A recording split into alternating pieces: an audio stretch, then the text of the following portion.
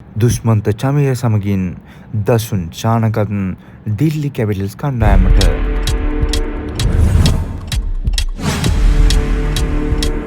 IPL ක්‍රීඩක වෙන්දේසියේදී Delhi capitals කණ්ඩායම විසින් ඉන්දියානු රුපියල් කෝටි 6.2.5කට මිලදීගත් එංගලන්ත කණ්ඩායමේ හැරි බෲක් පසුගියදා මෙවර තරඟාවලින් ඉවත් වන බව ප්‍රකාශ කර තිබුණා.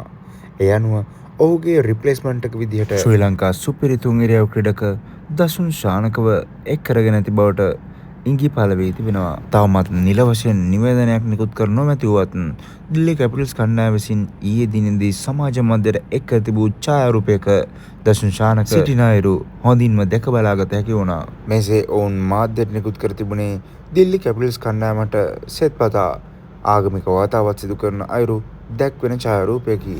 මෙසේ එක්වරම හැරි බෲක් වෙනුවට දසුන් ශානකව ආදේශ කිරීමට දිල්ලි කැපිටල්ස් කණ්ඩායමට හේතු වන්නට ඇත්තේ ඩුබායිහි පැවති IL T20 ශූරතාවලිය දිනා ගැනීමට ඩුබායි කැපිටල්ස් කණ්ඩායමට දසුන් ශානක පිත්තෙන් දැක්වූ අනගී දස්කම් හේතුවෙනි.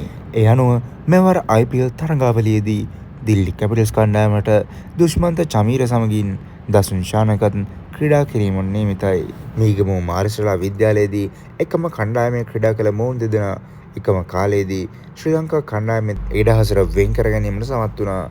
ඉතින් ඉන් අනතුරුව IPL තරඟාවලියේදී මෙවර එකම කණ්ඩායමක නැවතත් ක්‍රීඩා කිරීමට මොවුන් දෙදෙනා සූදානම් ඉන්නවා. ඉතින් ඔබ දෙදෙනාටම අපගේ උණුසුම් සුබ පැතුම්. මෙවැනි ක්‍රීඩා තොරතුරු දැන ගැනීමට තාමත් අපි සබ්ස්ක්‍රයිබ් කරලා නැත්නම් දැන් අපි සබ්ස්ක්‍රයිබ් කරලා අපිත් එක්ක දිගටම රැඳී ඉන්න. ඔබට සුබ දවසක්.